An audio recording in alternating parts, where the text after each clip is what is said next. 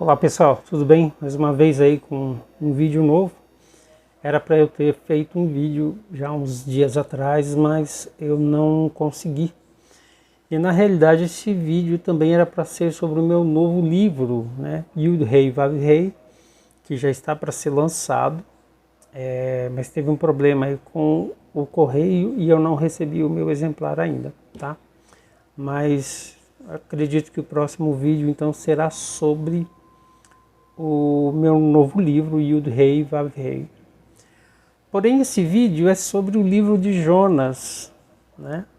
E eu quero fazer ele em duas partes. A segunda parte eu vou fazer focado no poema Jonas, que é uma epopeia que eu escrevi e que faz parte desse novo livro, né? O Yud-Hei Vav-Hei. Mas nesse vídeo eu quero falar um pouco da história de Jonas, né? Do profeta Jonas. Para quem conhece as Escrituras, conhece o Velho Testamento, o Antigo Testamento, né? O livro do profeta Jonas é um livro pequeno, né? E por isso que ele também é chamado de profeta menor, né? Então há na Bíblia os chamados profetas maiores e os profetas menores. Mas não tem nada a ver com a questão da importância, né? Os profetas menores é que escreveram menos, os livros são menores. E os profetas maiores, como Isaías, Samuel, né? Os livros são mais extensos. Então vamos lá. Jonas, também conhecido dentro do Islã como Yunus, né? É uma figura proeminente que transcende, né, as fronteiras religiosas. E ele acaba sendo encontrado tanto na Bíblia hebraica quanto no Alcorão.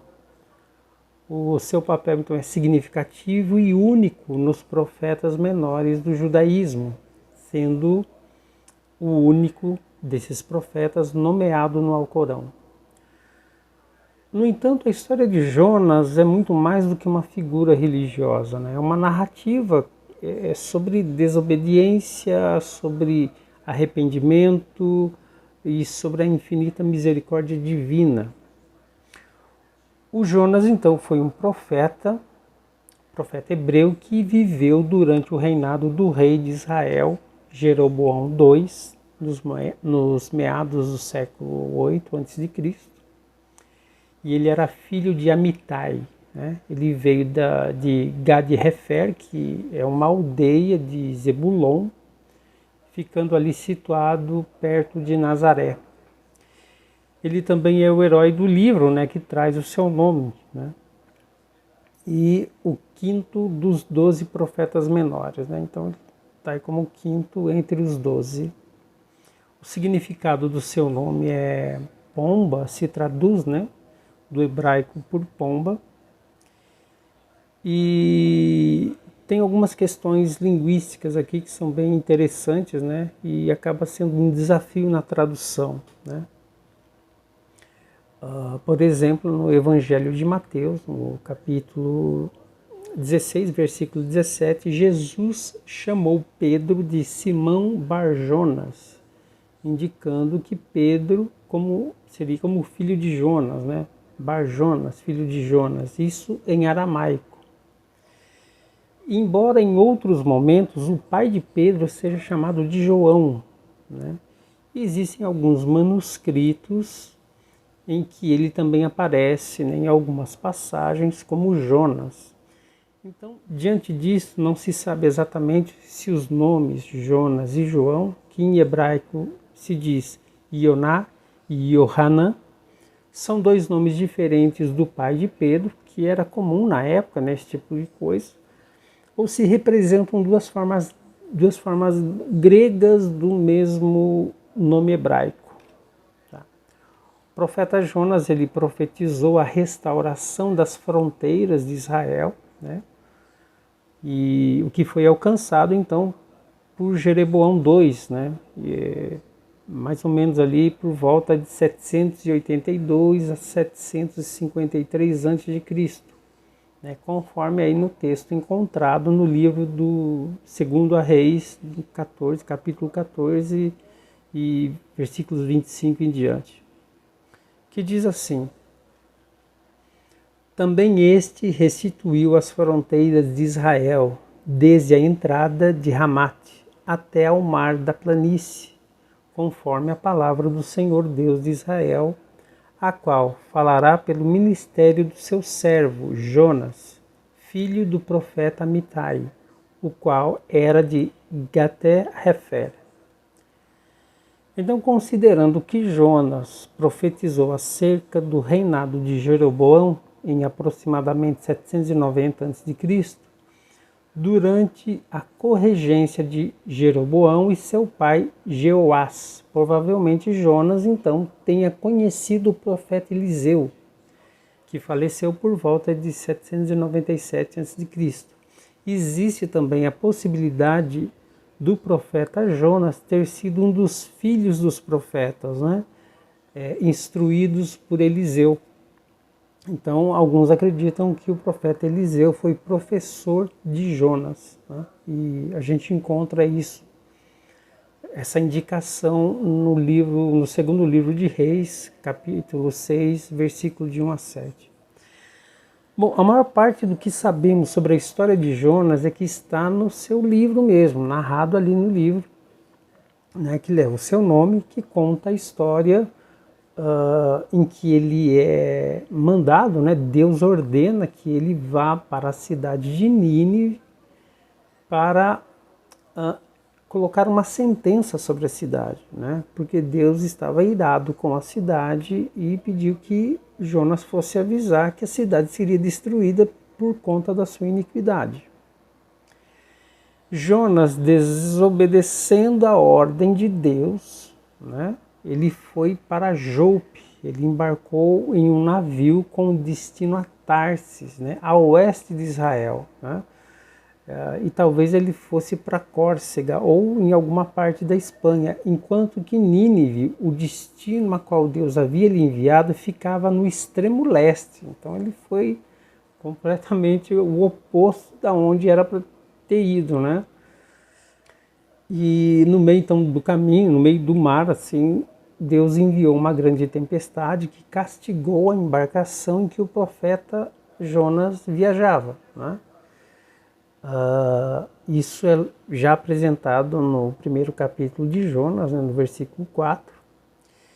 E após os marinheiros, eles começaram de tanto medo da tempestade, porque eles notaram que aquela tempestade era algo de anormal, não era uma coisa assim natural, tinha alguma coisa de diferente naquela tempestade, e eles sentiram medo. Então os marinheiros começaram a clamar, cada um ao seu Deus, né?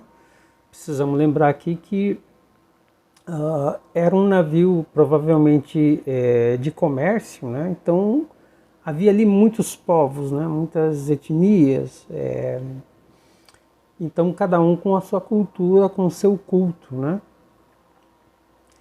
Então eles começaram a clamar aos seus deuses e realizarem uma série de procedimentos para tentar salvar o navio. O capitão da embarcação encontrou o profeta Jonas dormindo no porão do barco. E o capitão ordenou que Jonas invocasse o seu Deus na tentativa de que ele pudesse livrá-los, né, do infortúnio, da tempestade. Os marinheiros resolveram então lançar sorte, e a sorte caiu sobre o profeta Jonas, que foi declarado culpado. Então, é engraçado, né, que assim, é por conta de uma pessoa, né, muitas vezes os outros acabam sofrendo por causa de um desvio dessa pessoa, né, de uma desobediência dessa pessoa. Então aqui já tem uma reflexão interessante, que é a pessoa, ao desobedecer ao mandado divino, ela acaba prejudicando aqueles que estão à sua volta, né? A ira de Deus, né? A resposta de Deus vem sobre não apenas a pessoa, mas também quem está ali junto com ela, né? Isso pode acontecer, como é o caso da história aqui do Jonas, né? Então ele foi interrogado pelos tripulantes do navio, né? E Jonas confessou e mandou que os marinheiros o lançassem ao mar, né? Me joguem ao mar, né? Para que a tempestade assim viesse a se acalmar. Num primeiro momento, os homens ainda tentaram resistir à ideia do profeta Jonas, né, de jogá-lo ao mar, mas ao perceberem que não tinha jeito, eles acabaram então lançando Jonas no mar e a tempestade finalmente cessou. Então Jonas aqui ele aparece como um símbolo do sacrifício, né? Então ao ser jogado ao mar, justamente para salvar a vida da tripulação, né? Ele não sobreviveria, né, ao mar. Ele estava longe da costa, estava já em alto mar né, em meio a uma tempestade, enfim, não teria socorro para ele, né? Então, como símbolo de sacrifício, para salvar outras vidas, ele sacrificou a dele. Só que após então ele ser lançado ao mar pelos marinheiros da embarcação, o profeta ele foi engolido por um grande peixe que o Senhor providenciou. Então, ele é jogado ao mar e Deus ordena que um grande peixe venha e o devore, né? E o Jonas ficou no ventre desse grande peixe durante 3 dias e 3 noites. Existe aí alguns detalhes que eu vou falar um pouco no meio do vídeo. Talvez alguma coisa eu deixe para falar no próximo vídeo, mas vamos lá.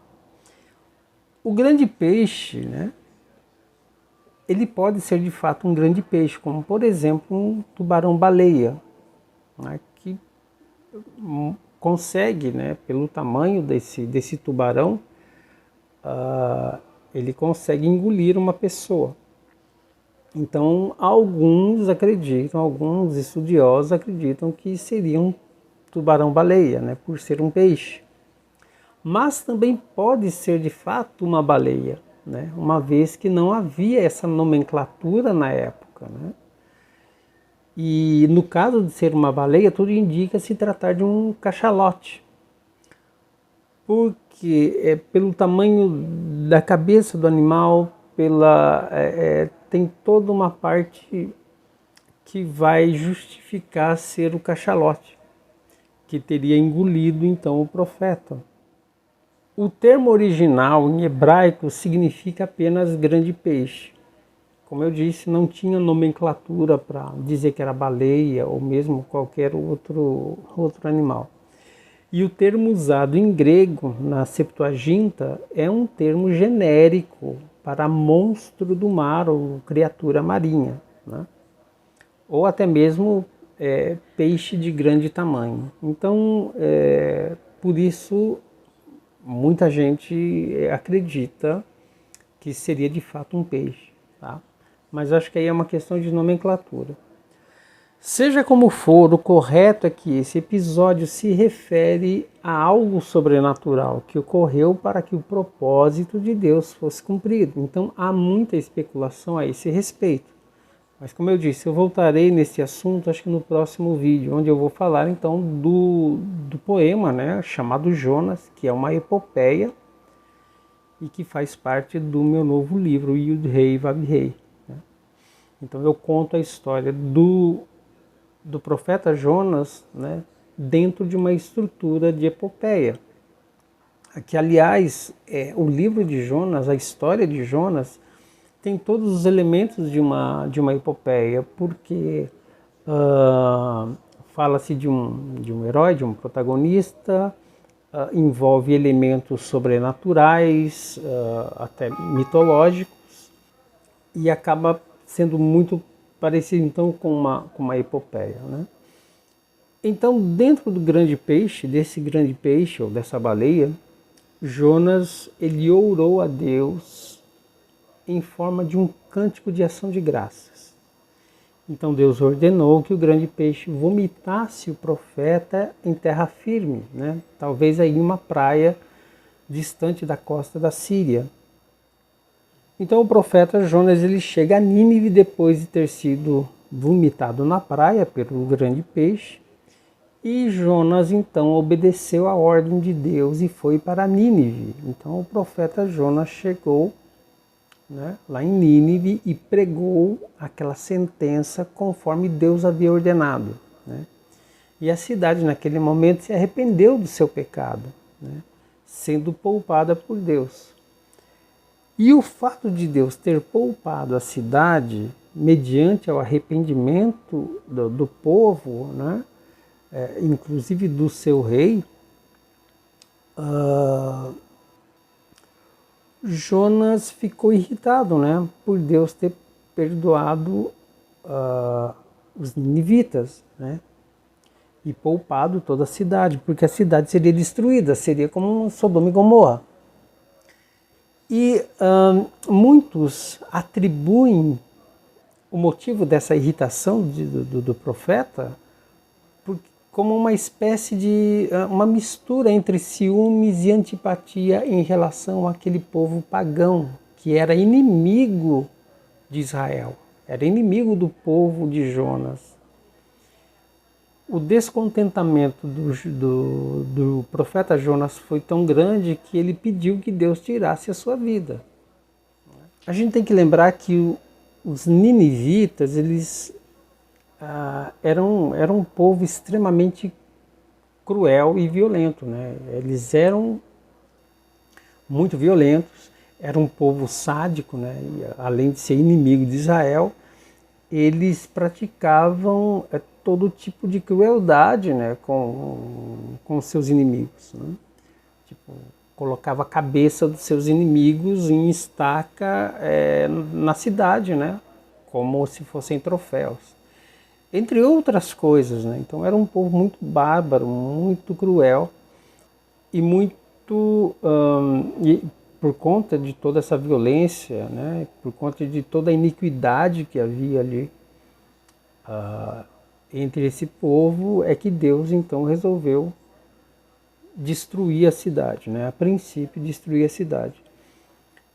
E alguns estudiosos atestam que Jonas teve medo de confrontá-los, né? de chegar lá e colocar uma ordenança, né, vindo de Deus, né? Ele sozinho, sendo hebreu, diante de um povo, de uma cidade inteira, né, de um povo extremamente cruel, né? Então alguns acreditam que ele ficou com medo de morrer, né?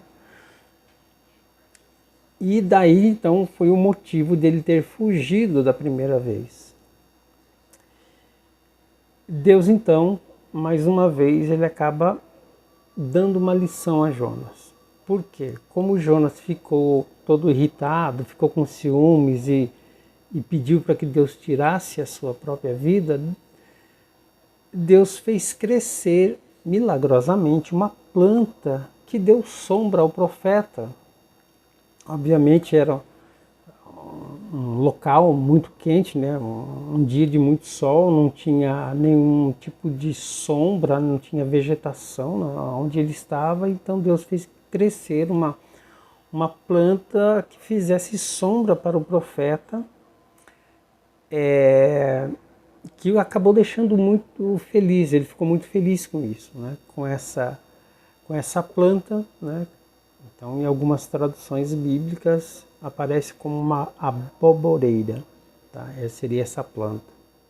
Então, estava fazendo sombra para o Jonas, e Deus ordenou que uma lagarta fosse lá e atacasse a planta, né? E a destruísse, né? Como se a lagarta comesse a planta, ou através de algum veneno a planta murchou, ela foi destruída. E aí mais uma vez o profeta Jonas fica irritado e pede para Deus tirar a vida dele.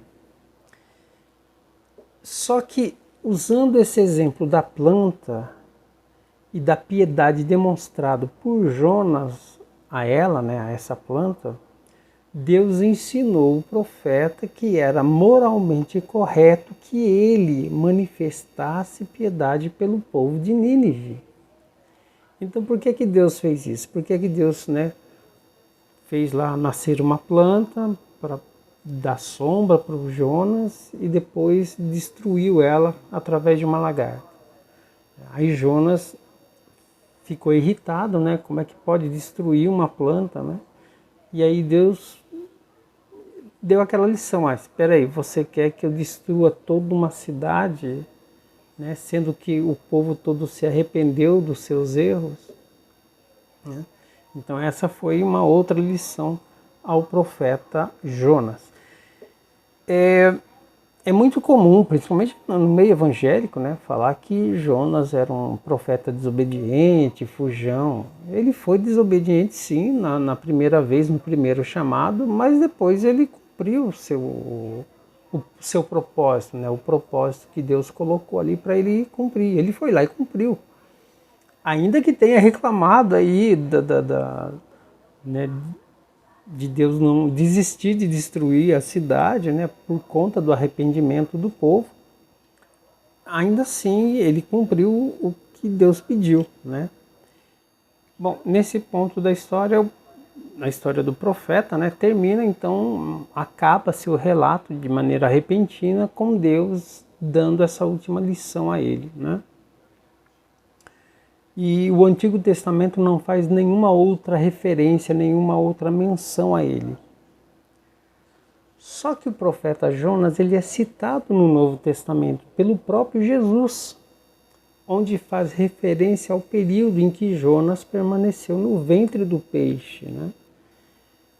E também fala sobre o arrependimento da cidade de Nínive através da sua pregação. Isso está em Mateus 12, 39 a 41. E também aparece em Lucas, no capítulo 11, de versículo 29 a 32. Bom, eu quero ler o trecho aqui de Mateus. Eu estou usando uma Bíblia judaica, né? E uma Bíblia judaica do judaísmo messiânico, né? Por isso que tem o Novo Testamento. E aqui tem o Matitiarro, né? Matitiarro é Mateus. Então o capítulo aqui é capítulo 12, versículo 39, né? Deixa eu achar aqui. Bom. Então Jesus estava no meio do povo e alguns mestres, né, da Torá, são os sacerdotes da época, né, disseram: Rabi, queremos ver um sinal miraculoso feito por você. Aí Jesus respondeu: uma geração perversa e adúltera pede um sinal? Não, nenhum sinal lhe será dado, exceto o sinal do profeta Jonas.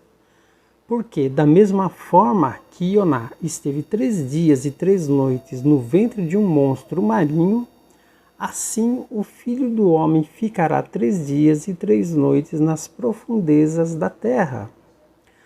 Os homens de Nínive se levantarão no juízo com esta geração e a condenarão porque abandonaram seus pecados e voltaram-se para Deus, quando Ioná pregou.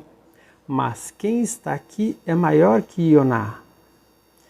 Então Jesus diz assim: olha, não vou dar sinal nenhum, o sinal é a história do próprio profeta Jonas, que foi até Nínive, uma cidade iníqua, de um povo extremamente iníquo, e ele pregou a minha palavra e o povo se arrependeu. E esse mesmo povo que se arrependeu, os ninivitas, no dia do grande juízo, esse povo que se arrependeu, né, os ninivitas, vão julgar vocês, porque vocês não se arrependeram. E aqui está alguém maior que Jonas. Então Cristo estava falando dele, né? E quando fala que o Filho do Homem ficará 3 dias e 3 noites nas profundezas da terra, é sobre a morte e o sepultamento de Cristo. Tanto que também pode-se entender que Jonas, quando o grande peixe, né, engoliu ele, a baleia engoliu ele, ele morreu e ficou 3 dias morto dentro da baleia, né? e quando a baleia vomitou ele na praia, Deus o ressuscitou, né? Aí podem falar, mas ele estava dentro da baleia orando a Deus, né? Sim, mas ele poderia estar em espírito, o corpo dele poderia estar morto, mas em espírito poderia estar orando a Deus. Então também pode ser entendido dessa forma, né? Que ele foi morto, ele foi engolido pela baleia, morreu e ficou no estômago durante 3 dias e 3 noites. E no terceiro dia, então, a baleia vomitou ele morto e Deus o ressuscitou. Também é uma maneira de se entender, de se interpretar, né? Eu não vejo problema com isso, porque continua extraordinário, continua sobrenatural, miraculoso. O fato de uma baleia ter engolido, um grande peixe ter engolido, né, e ele ter sobrevivido a isso, né, é miraculoso, né? Então não perde o seu sentido sobrenatural.